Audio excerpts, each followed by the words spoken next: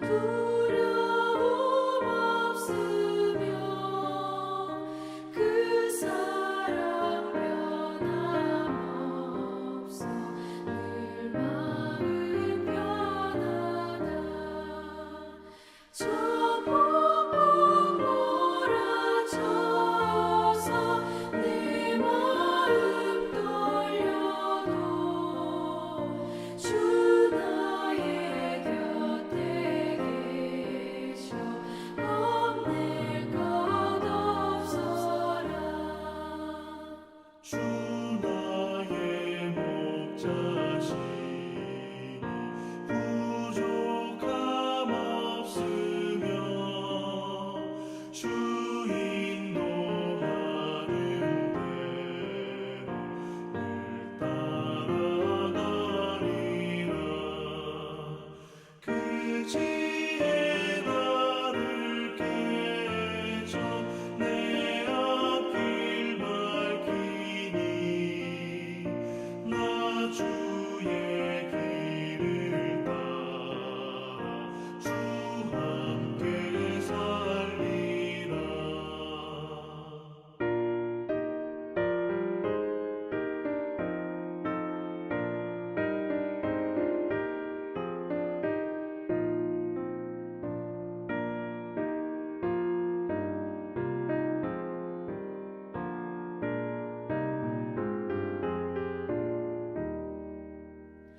저 넓고 푸른 들판 내 앞에 열리고 그 검은 구름 거쳐 새하늘 보인다. 끝없는 나의 소망 저 환한 생명길 성도배 되신 주님 늘 함께 하소서.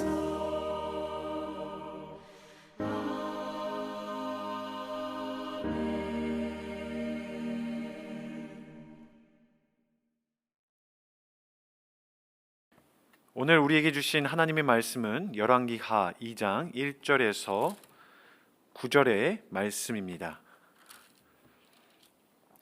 여호와께서 회오리 바람으로 엘리야를 하늘로 올리고자 하실 때에 엘리야가 엘리사와 더불어 길갈에서 나가더니 엘리야가 엘리사에게 이르되 청하건대 너는 여기 머물라 여호와께서 나를 베델로 보내시느니라 하니 엘리사가 이르되 여호와께서 살아계심과 당신의 영혼이 살아있음을 두고 맹세하노니 내가 당신을 떠나지 아니하겠나이다 하는지라. 이에 두 사람이 베델로 내려가니 베델에 있는 선지자의 제자들이 엘리사에게로 나와 그에게 이르되 여호와께서 오늘 당신의 선생을 당신의 머리 위로 데려가실 줄을 아시나이까 하니 이르되 나도 또한 아노니 너희는 잠잠하라 하니라. 엘리야가 그에게 이르되 엘리사야 청하건대 너는 여기 머물라 여호와께서 나를 여리고로 보내시느니라. 엘리사가 이르되 여호와께서 살아계신과 당신의 영혼이 살아 있음을 두고 맹세하노니 내가 당신을 떠나지 아니하겠나이다 하니라. 그들이 여리고에 이르매 여리고에 있는 선지자의 제자들이 엘리사에게 나와 이르되 여호와께서 오늘 당신의 선생을 당신의 머리 위로 데려가실 줄을 아시나이까 하니 엘리사가 이르되 나도 아노니 너희는 잠잠하라. 엘리야가 또 엘리사에게 이르되 청하건대 너는 여기 머물라 여호와께서 나를 요단으로 보내시느니라 하니 그가 이르되 여호와께서 살아계신과 당신의 영혼이 살아있음을 두고 맹세하노니 내가 당신을 떠나지 아니하겠나이다 하는지라. 이에 두 사람이 가니라. 선지자의 제자 50명이 가서 멀리 서서 바라보매 그 두 사람이 요단가에 서 있더니 엘리야가 겉옷을 가지고 말라 물을 치매 물이 이리저리 갈라지고 두 사람이 마른 땅 위로 건너더라. 건너매 엘리야가 엘리사에게 이르되 나를 내게서 데려감을 감당하기 전에 내가 내게 어떻게 할지를 구하라. 엘리사가 이르되 당신의 성령이 하시는 역사가 갑절이나 내게 있게 하소서 하는지라. 아멘. 오늘 말씀은 하늘로 올려지는 엘리야의 마지막 모습, 그 전반부를 소개하고 있습니다. 승천에 앞서 엘리야는 엘리사와 함께 길갈을 시작으로 베델, 여리고를 거쳐 요단으로 나아옵니다. 그가 이동한 지역들 길갈, 베델, 여리고의 공통점을 살펴보면 그곳에 선지학교, 그러니까 지금으로 말하면 신학교가 있었다는 사실을 알게 됩니다. 오늘 말씀에서 선지자의 제자들이라고 표현된 무리들은 바로 신학교 학생이었다라는 것이지요.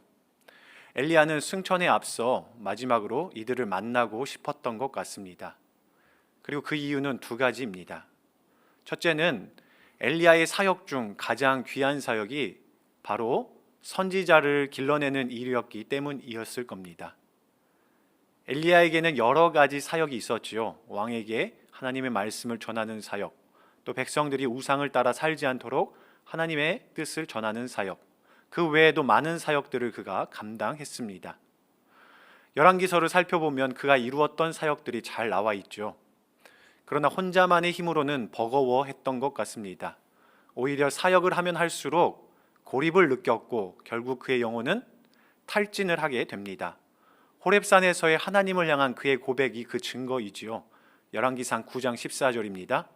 내가 만군의 하나님 여호와께 열심히 유별하오니 이는 이스라엘 자손이 주의 언약을 버리고 주의 제단을 헐며 칼로 주의 선지자들을 죽였음이오며 오직 나만 남았거늘 그들이 내 생명을 찾아 빼앗으려 하나이다.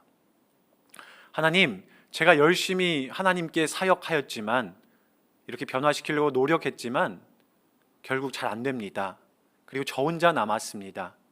그리고 그들이 곧 저도 죽이려고 합니다. 엘리야가 이렇게 영적으로 탈진하게 되지요.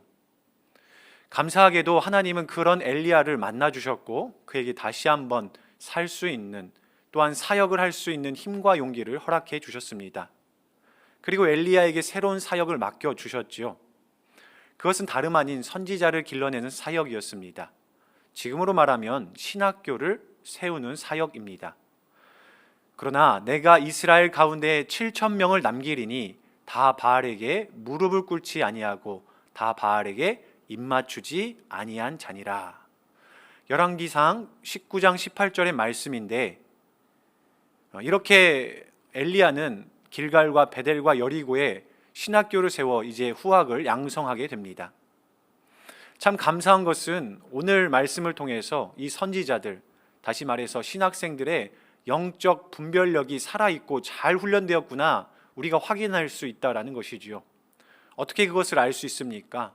오늘 1절 말씀은 이렇게 우리에게 전합니다.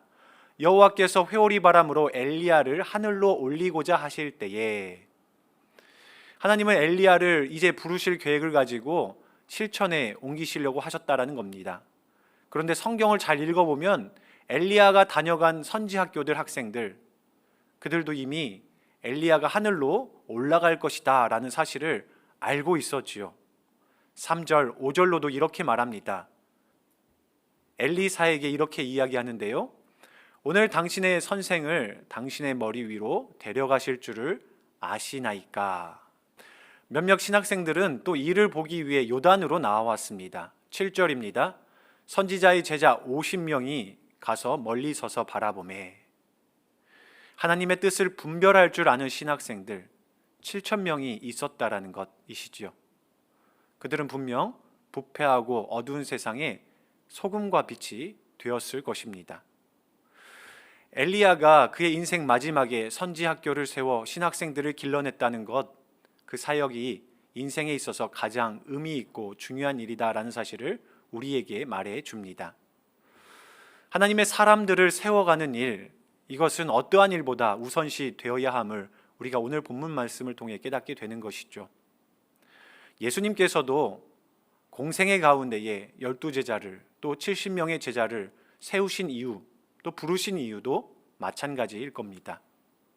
그리고 더 나아가 부활하신 이후에도 12제자에게 또한 500형제에게 나타나시고 특별히 사도 바울에게 나타나신 이유 무엇이겠습니까? 하나님의 사람들을 세우는 일이 가장 중요했기 때문일 것입니다. 사랑하는 성도 여러분, 세상에 우리 눈에 볼 때 중요한 일들이 참 많습니다. 그러나 오늘 말씀 엘리야의 이 마지막 행정을 통해 우리가 깨닫게 되는 건 무엇입니까? 그것은 하나님의 뜻을 분별할 줄 아는 사람들을 세우는 것, 그것이 정말로 중요하다는 사실을 깨닫습니다. 우리 상황을 살펴보면 어떻습니까? 우리에게도 맡겨진 다음 세대가 있습니다. 사랑하는 자녀들, 그리고 손자, 손녀들이 바로 그들이지요. 그러므로 우리도 그들의 영적 분별력, 우리도 엘리야처럼 가르쳐야 한다라는 것입니다. 그래서 우리들의 기도가 절실합니다. 사랑하는 자녀들, 손자, 손녀들을 위해서, 그리고 우리 교회의 다음 세대들을 위해서, 그들이 세상을 살아갈 때에 세상의 뜻이 아니라 하나님의 뜻을 깨닫는 그런 영적 분별력이 있는 사람들이 되라고 우리 함께 기도해야 될 줄로 믿습니다. 오늘 이 시간 우리 기도할 텐데요, 우리 기도할 때에 우리 자녀들, 우리 자손들이 하나님 앞에 영적 분별력을 갖게 해달라고 기도하셨으면 좋겠습니다. 또 하나 이렇게 더 기도하셨으면 좋겠습니다. 신학교를 위해서 우리 기도해 주셨으면 좋겠습니다. 신입생들이 많이 줄었다고 하는데 상황이 녹록지 않는다고 합니다. 그런데요, 그런 인간적인 상황에도 우리가 함께 두 손 모아 기도해야지만, 특별히 우리 교단 신학교가 정말 하나님의 마음을 분별할 줄 아는 영적 지도자들이 많이 배출될 수 있도록 오늘 하루 함께 하실 때에 기도해 주시기를 바랍니다. 두 번째로, 엘리야가 승천하기 전 신학교를 순회한 이유는 엘리사를 시험하기 위함이었습니다. 하나님께서 자신을 부르시는 날이 찾아오자 엘리야는 엘리사를 부릅니다. 그리고 3번 이야기하죠. 2절, 4절, 6절로 너는 거기 머물러라. 여호와께서 나를 보내시느니라. 장소만 다르고 하나님이 나를 보내시느니라 말씀을 합니다. 이 표현은 엘리사 너는 가지마, 하나님이 나만 부르셨다, 이렇게 엘리사를 가로막기 위함이 결코 아니지요. 엘리사가 하나님의 일에 소명감을 가지고 해낼 수 있는지를 확인하기 위함이었습니다. 엘리야의 시험에 엘리사는 끝까지 엘리야의 길을 따르겠다 하나님을 두고 맹세합니다. 엘리사의 확고한 소명의식을 확인한 엘리야는 엘리사에게 마지막으로 그럼 너가 구하고 싶은 것이 있으면 말해봐라, 이렇게 이야기를 하죠. 이때 엘리사는 당신의 성령이 하시는 역사가 갑절이나 내게 있게 하소서, 엘리사와 함께 하시는 성령님의 역사를 갑절이나 구합니다. 저는 이렇게 갑절의 은혜를 구하는 엘리사를 보면서 그가 영적 장자가 되기를 원하는구나 라는 사실을 알게 되었습니다. 갑절의 은혜를 구하는 것은 신명기 21장 17절에 의하면 장자에게 허락된 특별한 상속권이기 때문에 그렇습니다. 영적 장자의 권한을 요구하는 이 엘리사를 보며 엘리야는 어려운 일을 구한다 이야기하지만 아마 속으로는 웃고 있지 않았겠습니까? 그리고 이야기합니다. 하나님이 너를 내게서 데려가시는 모습을 네가 본다면 갑절의 은혜를 얻을 것이다, 이렇게 말씀합니다. 이게 무슨 말일까요? 너가 나에게 딱 붙어 있으면 내게 영적 장자의 권한이 임할 것이다 라는 말씀이지요. 저는 또한 이 모습을 보며 우리 능곡교회가 생각났습니다. 우리 교회는 교단에서 장자 교회입니다. 하나님은 우리 교회를 통해 갑절의 은혜를 부어주셨고 또 계속하여 부어주시기를 원하십니다. 그러므로 우리의 고백이 이 엘리사의 고백이 되었으면 좋겠습니다. 엘리사가 고백한 것과 같이 하나님, 저희가 하나님을 떠나지 아니하겠습니다. 꼭 하나님께 붙어 있겠습니다. 하나님께 붙어 있어서 저희도 열매 맺겠습니다. 또 고백하고 고백해야 될 줄로 믿습니다. 그럴 때 하나님 우리에게 장자의 축복으로 갑절의 은혜를 더해 주실 것입니다. 또한 갑절의 은혜는 교회뿐 아니라 가정에서도 받아야 하죠. 하나님, 우리의 가정 오직 하나님만 섬기겠습니다. 하나님께만 꼭 붙들려 살겠습니다. 고백하는 그 가정에 하나님, 엘리사에게 부어주신 성령의 갑절의 능력을 더해 주실 줄로 믿습니다. 다 함께 기도하겠습니다. 사랑의 하나님, 오늘 엘리야가 하늘로 승천하기 전 엘리사와 함께 신학교를 두루 다니는 모습을 봅니다. 하나님, 저희들도 세상에 많은 중요한 일이 있지만 하나님의 사람을 세워가는 일을 최선으로 알고 열심을 다해 다음 세대를 위해서, 또한 하나님 나라 확장하는 그 신학교들을 위하여서 힘써서 기도하게 하여 주시옵소서.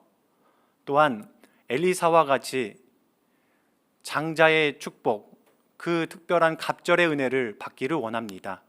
오직 하나님께만 붙어 있어서 하나님과 동행함으로 갑절의 은혜를 누리는 우리 교회, 우리 가족 되게 하여 주옵소서.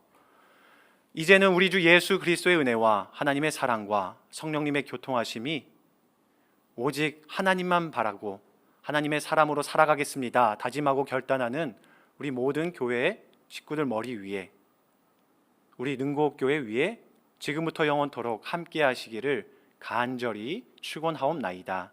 아멘.